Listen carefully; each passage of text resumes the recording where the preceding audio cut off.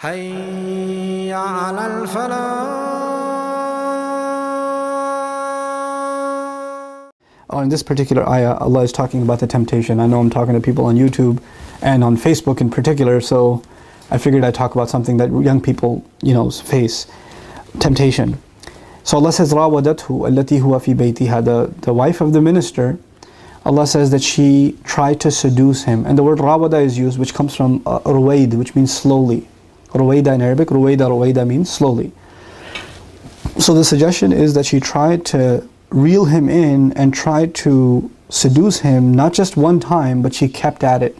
And she kept, trying to get him. Like, come over here, it's okay. Wow, you look really handsome today. And she'd drop in a line or two, and he can't get away because Allah says, "Allati huwa fi baytiha," the one in whose house he was.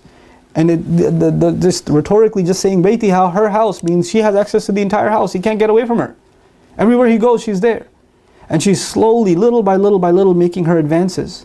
And he's a young guy.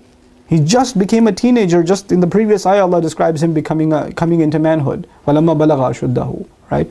What's also interesting to note is, when the man of the house first brought him in, he actually recognized the intelligence of this kid on the road trip that isn't even mentioned in the Quran. On the road trip to the house in Egypt where he stayed, the minister, he realized this kid is special and he should be treated with respect. A kid that's sold as a slave, how does a slave get respect? But the first thing he comes up, he says to his wife is, "Akrimi mathwahu." You better honor his long-term permanent room. Not give him a room, not give him a place to live, get him a bed. No. Honor his permanent room. Mathwa actually means a place where you stay for generations. Meaning, I want this kid to be here, I want him settled, I don't want him to leave, he's a real asset. He recognized that, but he also recognized his wife has a problem with dignity. Because he didn't just say to her, give him a room. He said, honor his room, meaning don't just walk into his room. Give him his space. I don't want you to just feel like you can go and mess with him anytime you want or talk to him or give him instructions. Even as a kid, he wanted her to keep a distance from him. So he says, "Akrimi mathwahu." Now, was he right on the money? Yeah, he was, because time comes, she's trying to seduce him little by little. She's throwing hints at him as he's becoming a man. And then the other thing that's happening is, rawada also comes from arada, intention. And they say rawada is when you try to make someone have the same intentions you have. So she's trying to get him to think like her. It's not a big deal. It's okay. There's nothing wrong with it. Don't you feel anything? Don't you think I'm beautiful? Like she'll say these things, like she wants her to think how he thinks. And a young man with the temptations that he has, he's a regular human being. He doesn't say, I don't put myself above temptation. He doesn't say that. Even Quran says, وَلَقَدْ هَمَّتْ بِهِ وَهَمَّ بِهَا لَوْ لَا أَرَّأَ بُرْهَانَ رَبِّهِ. She desired him, he would have desired her too had he not seen the evidence of his master. But the point I wanted to make finally is, when she really desired him, عَنْ نَفْسِهِ, she wanted him to slip from his own intentions. His intentions were, he's going to stay pure. He's not going to indulge in this sort of thing. How many young people can we say that with? A beautiful woman is after you. She says there's nothing wrong with it. She says it's fine. She's the one coming for you. Usually men are pursuing the women. The woman is pursuing you, and it's in the privacy of a house, and she's your boss, and you have all the reasons to say, hey, well, it's my boss. She told me to do whatever, so it's okay. Of all the rationalizations are possible, all the doors are locked. غَلَّقَتِ الْأَبْوَابِ. She didn't just lock one door, she locked multiple doors, and every door had multiple latches on it. So it's totally private, nobody's going to find out. And then she says, hayta lak, come over here. And hayta is used as a seductive word, it's not used normally. Hurry up and get over here. Allah doesn't even describe how she was. We don't even want to know. But she's throwing herself at him literally. And she's, calling him hayta lak. And so at that moment, we learn the awesome character of Yusuf. All the guys that are on campus, all the guys that are in high school, all the guys that are at the workplace, all the guys that are just walking by in the mall, all of you guys that look, that some girl texts you, that she says, you're kind of cute, you want to talk later? Here's my number, or whatever. Like this man, people, young people, they fantasize about this situation.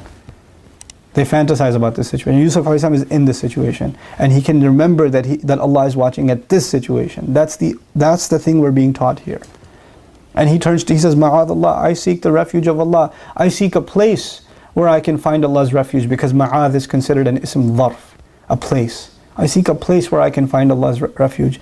Innahu Rabbi ahsana mathwaya. My master has taken good care of me, which is he's really provided me good housing, which he's referring to Allah as his master. And if she doesn't believe in the master, at least when she hears the same words, she might think that Rabb refers to the owner of the house, that he's honored me. So if she clearly doesn't fear God, at least she'll fear her husband. So it's the wisdom of Yusuf alayhi salam that the words he used could be referring to Allah, which in his case he may be saying, Allah took care of me. How can I be disloyal to Allah? And she hears my master, and she might not even think Allah, she might think he means her husband, who's been good to me. If you can't be fearful of God, at least think you have a husband, woman, before you do something like this. You know? Innahu Rabbi ahsana mathwaya. Innahu la yuflihu dhalimun. Wrongdoers don't prosper. And he's not going to prolong the conversation. Fastabaqa al-bab. So awesome. Allah wastabaqa al-bab. You know? When the story continues, the next thing you know, he's not, no, lady, you need to calm down, think about this, I'm sorry, I can't. He knows she's not into the talk. He ran for it. Wastabaq al-bab. Don't sit there and just talk to the girl and say, astaghfirullah, that's haram, sister. You know, you really should think about what you're saying. No, don't give her advice. You're not giving her advice. You're just spending more time with her. Be honest to yourself. Get away from there. Get away from that conversation. Don't pursue it further.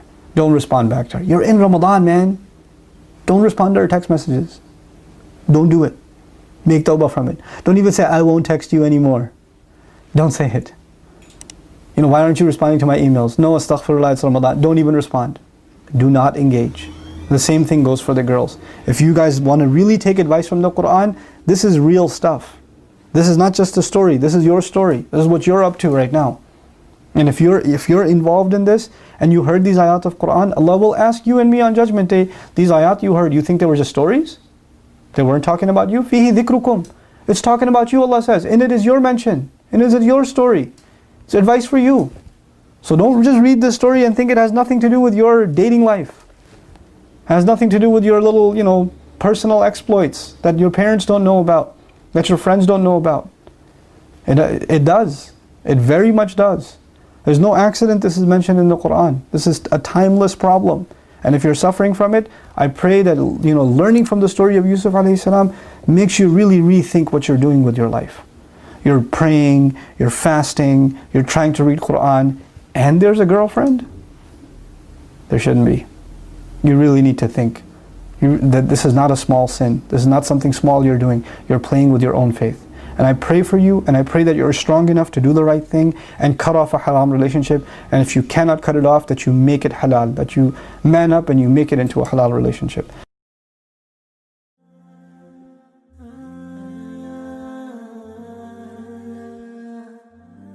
Assalamu alaikum wa rahmatullah. If you enjoyed this video, please do share it with friends and family.